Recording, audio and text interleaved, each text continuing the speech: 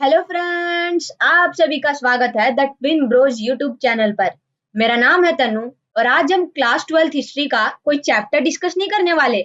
आज हम हमारी इस सिंगल वीडियो में तीनों बुक्स के जितने भी इम्पोर्टेंट क्रोनोलॉजिकल क्वेश्चंस बनते हैं वो सारे एक ही वीडियो में कवर करेंगे, क्योंकि सीयूईटी के लिए chronological questions, timeline based questions are very important. So इस वीडियो को अगर आप पूरा देख लेंगे ना तो आपके लगभग सारे क्रोनोलॉजिकल क्वेश्चंस कवर हो जाएंगे।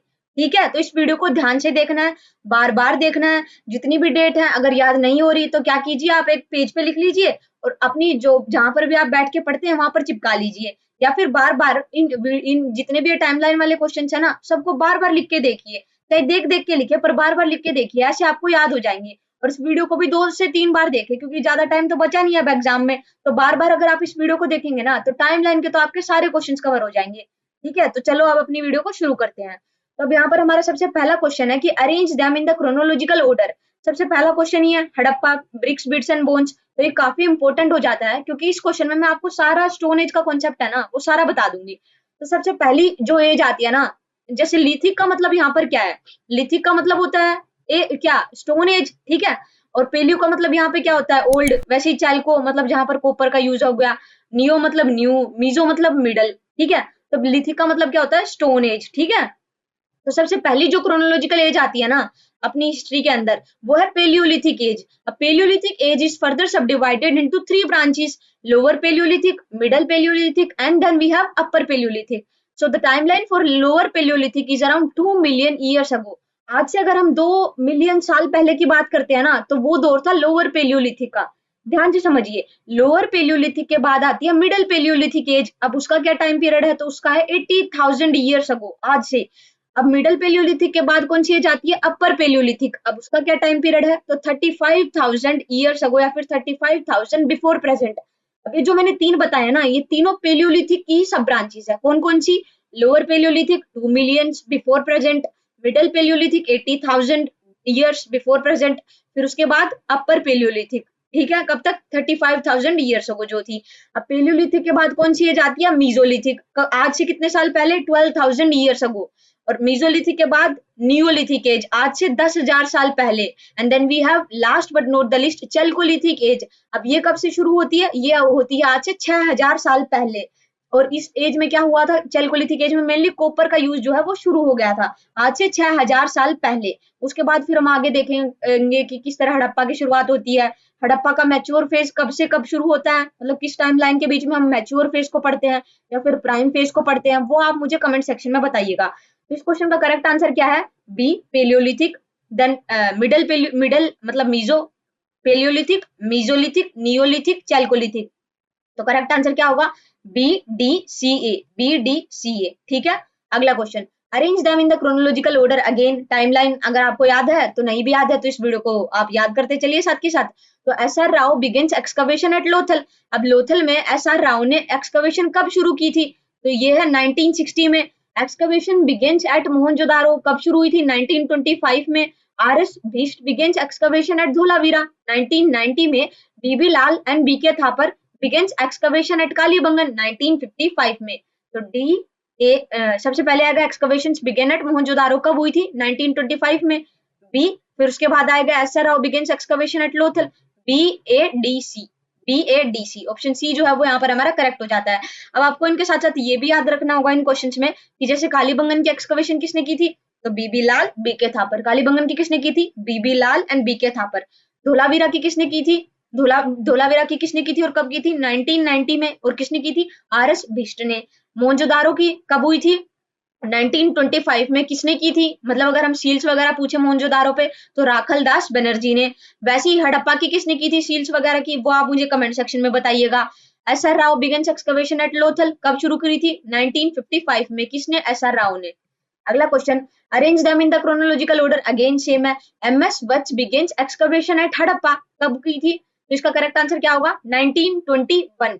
उसके बाद report of Alexander Cunningham on Harappan seal 1875 में। American team begins excavation at Harappa 1986 में। RM Wheeler excavates at Harappa.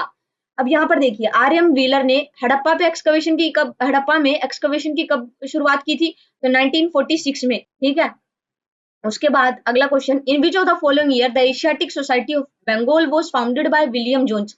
अब यहाँ पर दो क्वेश्चन बन सकते हैं कि एशियाटिक सोसाइटी ऑफ बंगाल कौन से ईयर में स्टेब्लिश हुई थी, तो वो तो आपसे पूछ लिया, और किसने की थी, तो उसका आंसर है विलियम जोन्स, और कब हुई थी, 1784 में। इन विच ऑफ द फॉलोइंग, और एशियाटिक सोसाइटी ऑफ बंगाल जो थी उसका काम क्या था, मेनली वो ट्रांसलेशन करती थी, जैसे गीता का ट्रांसलेशन हो गया इंग्लिश में, या फिर महाभारत का हो गया, रामायण का हो गया, तो वो कौन करती है, Asiatic Society of Bengal. In which of the following year the Mauryan empire was ended. अब मौर्यन एम्पायर का एंड कब हो जाता है, तो इसका करेक्ट आंसर होगा option number C, 185 BC. Mauryan empire के अंदर हमें रूलर कौन कौन से देखने को मिलते हैं, मौर्यन एम्पायर के अंदर कौन कौन से रूलर्स देखने को मिलते हैं, तो वो हो गया जैसे चंद्रगुप्त मौर्य हो गया, बिंदुसार हो गया, फिर अपना अशोका हो गया, ये मेन रूलर्स हैं। उसके बाद arrange them in the chronological order. अब गुप्ता एज के, गुप्ता पीरियड के ये रूलर्स दिए आपको, ये क्रोनोलॉजी में लगाने हैं।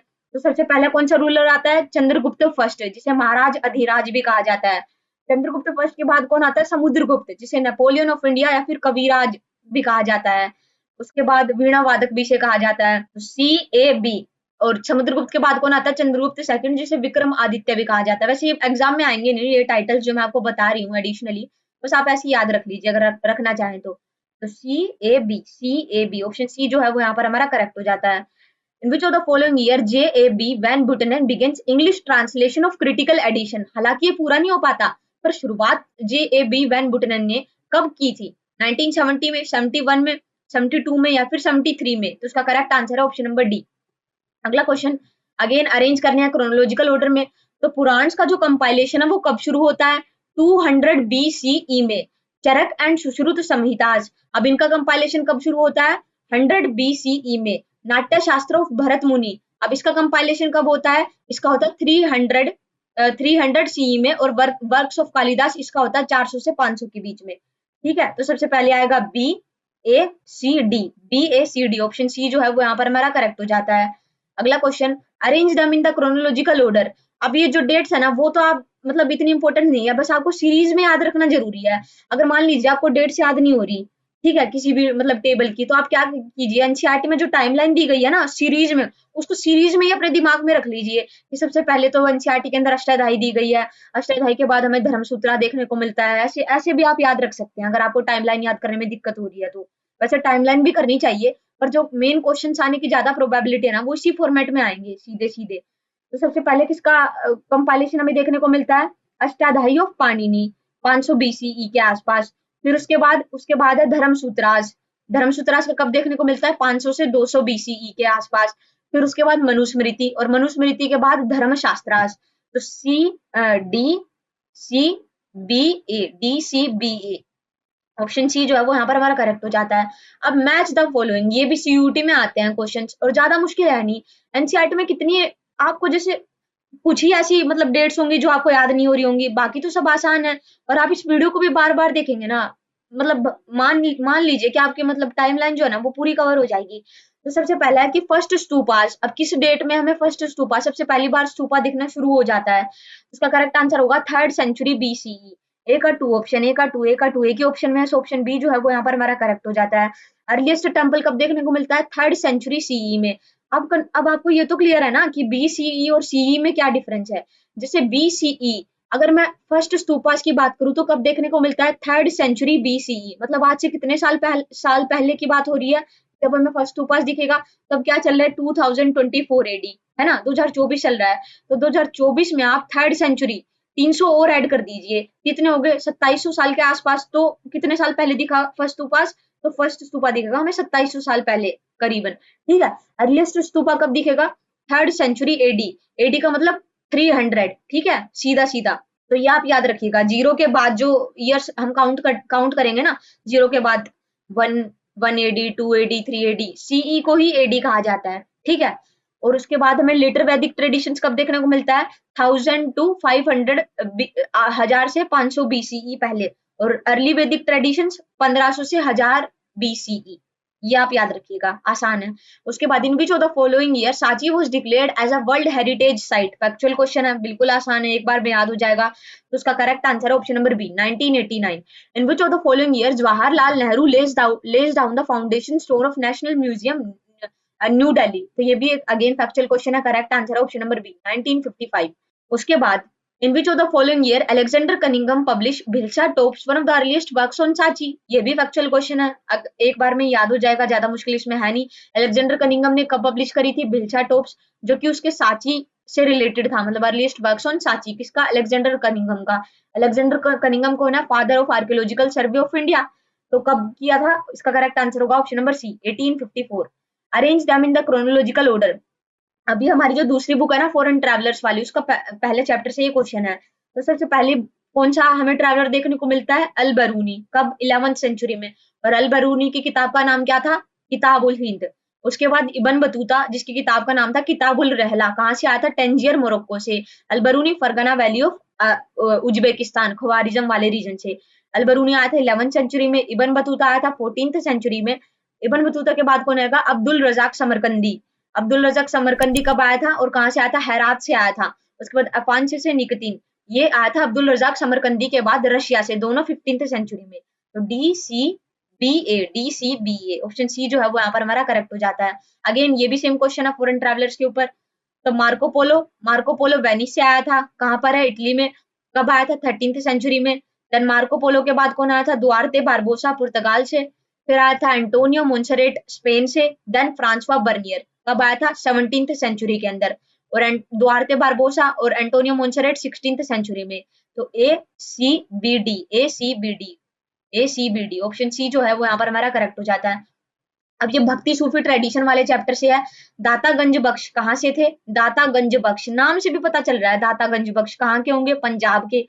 तो ए का बी, ए ऑप्शन जो है वो तो एलिमिनेट हो गया। श्री चैतन्य महाप्रभु कहाँ के थे, बंगाल के। तो बी का थ्री अभी भी कुछ एलिमिनेट नहीं हुआ। शेख अहमद सरहिंदी कहाँ के थे, हरियाणा के थे। तो सी का फोर्थ ऑप्शन सी जो है वो यहाँ पर अब हमारा करेक्ट हो जाता है। और लाल शहबाज कलंदर सिंध के थे। अल हुजवरी कहाँ के थे, तो अल हुजवरी कहाँ के थे, चलो मान लीजिए एक बार के लिए कि आपको अल हुजवरी नहीं पता कहाँ के थे, तो इनमें से आसान सा देखिए जो आपको पता हो, और फिर देखिए कौन कौन सा ऑप्शन एलिमिनेट हो रहा है। जैसे अंडाल, अंडाल हमने देखा ना, अंडाल, करईकल, अम्मैयार, ये सारे। तो अंडाल कहाँ की थी, अंडाल थी तमिलनाडु की। अगर अंडाल भी ना पता हो तो तुलसीदास, सूरदास, ये सारे कहाँ के हैं, यूपी के हैं। तो सी का सेकंड ऑप्शन, एक ही ऑप्शन में है, देखिए ऑप्शन बी जो है वो यहाँ पर हमारा करेक्ट हो जाता है। अल हुजवरी कहाँ के हैं, पंजाब के। अंडाल तमिलनाडु की। तुलसीदास यूपी के। और मुक्ताबाई महाराष्ट्र की। In which of the following year Hampi was declared as the World Heritage Site by UNESCO? Again एक फैक्चुअल क्वेश्चन है, तो इसका करेक्ट आंसर है option number B 1986। In which of the following year Babur established the Mughal Empire? 1520, 22, 1524, 1526। तो इसका correct answer है option number D 1526। Match the following, Vijayanagara empire कब found हुआ था, कब स्टैब्लिश हुआ था, तो 1336 में। ए का बी ऑप्शन, हरिहर और बुक्का राय ने किया था। तो ए का बी, पहला ऑप्शन एलिमिनेट हो गया। बहमनी सल्तनत 1347 में, बी का 4। ठीक है। दिल्ली सल्तनत 1206 में कौन था, मोहम्मद गोरी की डेथ हो जाती है बैटल ऑफ द राइन में। तो 1206 से लेकर 1210 तक मोहम्मद गोरी का जो स्लेव होता है कुतुबुद्दीन ऐबक, वो रूल करता है। स्लेव डायनेस्टी की स्थापना वहां से होती है। तो दिल्ली सल्तनत की कब हुई थी, सी का फर्स्ट ऑप्शन, ऑप्शन सी जो है वो यहाँ पर हमारा करेक्ट हो जाता है। मुगल एम्पायर की कब होती है, 1526 में। कौन करता है, बाबर करता है। उसके बाद arrange them in the chronological order. अब ये सारे मुगल रूलर्स है, तो आपको एक क्रोनोलॉजी में लगाने हैं। तो सबसे पहला कौन सा रूलर है, हमने देखा ना कि फरगना वैली से, उज्बेकिस्तान से कौन आता है, बाबर आता है 1526 में। सबसे पहले बाबर का बेटा कौन है, हुमायूं, बी के बाद बाबर के बाद हुमायूं के बाद अकबर के बाद जहांगीर के बाद शाहजहां, और शाहजहां के बाद औरंगजेब। तो हमारा ऑप्शन बी जो है वो यहाँ पर करेक्ट हो जाता है। In which of the following year Ahmad Shah Abdali defeats the Marathas in the third battle of Panipat. अब इन्हें सीधा सा पूछा कि थर्ड बैटल ऑफ पानीपत कब हुई थी, तो उसका करेक्ट आंसर है option number C 1761। In which of the following year Nadir Shah invades India and sacks Delhi. तो ये भी एक फैक्चुअल क्वेश्चन है कि नादिर शाह दुर्रानी ने भारत पर हमला कब किया था और दिल्ली को बुरी तरह से लूटा था। तो इसका करेक्ट आंसर है ऑप्शन नंबर सी 1739। अगला question, In which of the following year the Diwani of Bengal was transferred to East India Company? ये हमने पीछे की वीडियोस में भी कवर किया है। तो इसका correct answer option number D 1765। अगला question, in which of the following year Gulbadan Begum begins to write the Humayun nama. अब गुलबदन बेगम कौन थी, हुमायूं की सिस्टर। तो उन्होंने हुमायूं नामा को कब कंपाइल किया, मतलब शुरू कब की, हुमायूंनामा को लिखना किसने, गुलबदन बेगम ने। तो 1587 जो है वो यहाँ पर हमारा करेक्ट आंसर हो जाता है। अगला क्वेश्चन है arrange them in the chronological order. अब ये सारे यहाँ पर बुक्स दी हैं और आपको टाइम के हिसाब से बताना है कि कौन सी पहले लिखी गई थी इनमें से। तो सबसे पहले कौन सी देखने को मिलती है, हुमायूंनामा। हुमायूंनामा के बाद कौन सी देखने को मिलती है, बाबरनामा। ए के बाद ई, ए के बाद ई, ए के बाद ई, ए के ऑप्शन में ऑप्शन सी जो है वो यहाँ पर हमारा करेक्ट हो जाता है। देन अकबरनामा, अकबरनामा के बाद जहांगीरनामा और जहांगीर के बाद आलमगीरनामा। अब आलमगीर किसे कहा गया है, औरंगजेब को। उसके बाद in which of the following year the regulating act was passed by the British parliament. तो इसका करेक्ट आंसर है option number B 1773। In which of the following year Awadh was annexed. तो इसका करेक्ट आंसर है option number B 1856। Arrange them in the chronological order. तो सबसे पहले गांधी जी कौन सा सत्याग्रह ऑर्गेनाइज करते हैं, तो सत्याग्रह इन साउथ अफ्रीका, कब, 1915 में। देन चंपारण सत्याग्रह 1917 में। देन अहमदाबाद मिल स्ट्राइक 1918 में। और शायद उसके 5 या 7 दिन बाद ही खेड़ा सत्याग्रह। तो सबसे पहले BADC ऑप्शन जो डी है वो यहाँ पर हमारा करेक्ट हो जाता है। Arrange them in the chronological order. Non cooperation movement कब होती है, लॉन्च 1920 में। रोलर सत्याग्रह 1919 में। पूर्ण स्वराज 1929 में। बरदौली सत्याग्रह सरदार वल्लभ भाई पटेल करते हैं 1928 में। तो सबसे पहले आएगा BADC ऑप्शन बी जो है वो यहाँ पर हमारा करेक्ट हो जाता है। अगेन फिर से क्रोनोलॉजिकल क्वेश्चन है, तो क्विट इंडिया मूवमेंट कब होती है, शायद 8 अगस्त 1942 में, जिसमें गांधी जी डू और डाई और अगस्त क्रांति कहते हैं जिसे। उसके बाद गांधी इरविन पैक्ट 1931 में। सिविल डिसोबीडियंस मूवमेंट 1930 में। और गांधी जी विजिट्स नोआखली 1946 में। तो सबसे पहले CBAD ऑप्शन बी जो है वो यहाँ पर हमारा करेक्ट हो जाता है। In which of the following year the Indian constitution was signed. इसका करेक्ट आंसर है ऑप्शन नंबर बी दिसंबर 1949। Arrange them in the chronological order. Labour government comes into power. तो लेबर गवर्नमेंट ब्रिटेन के अंदर कब पावर में आती है, 1945 में। Cabinet mission announces its constitutional schemes, ठीक है, ये कब होता है, 1946 में। Muslim League accepts the constitutional scheme, ये भी 1946 में ही होता है। पर एक बात बताइए, अगर कैबिनेट मिशन ही कॉन्स्टिट्यूशनल स्कीम्स को एक्सेप्ट ही नहीं करेगा तो मुस्लिम लीग तो बाद की बात है ना। तो बी के बाद सी आएगा, ये बात तो पक्की है। बी के बाद सी, ऑप्शन जो बी है वो तो यहाँ पर हमारा एलिमिनेट हो जाता है। उसके बाद लेबर गवर्नमेंट आती है 1945 में।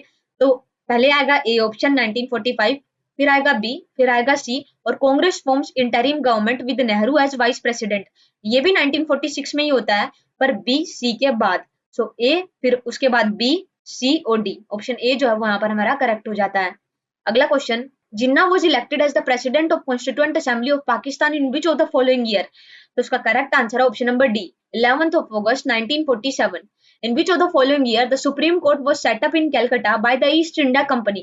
ये उसी टाइम पर होता है जिस टाइम पर रेगुलेटिंग एक्ट भी आता है। तो रेगुलेटिंग एक्ट कब आया था, 1773 में। तो उसी साल सुप्रीम कोर्ट कैलकाटा के अंदर स्टैब्लिश हो जाता है। और कौन स्टैब्लिश करता है, ईस्ट इंडिया कंपनी। और यहाँ पर हमारे फर्स्ट CGI कौन होते हैं, सर एलिजा एम्पे। यहाँ पर हमारा करेक्ट आंसर है ऑप्शन नंबर डी। तो ये थी आज की हमारी वीडियो। अब इस वीडियो में सारे लगभग इंपॉर्टेंट क्रोनोलॉजिकल क्वेश्चंस जो थे वो यहाँ पर कवर हो जाते हैं। इस वीडियो को आप बार बार देखिए, लिख के याद कीजिए। और ठीक है, तो ये थी आज की हमारी video. If you like the video please hit the like button, subscribe to our channel and also share this video. Thank you.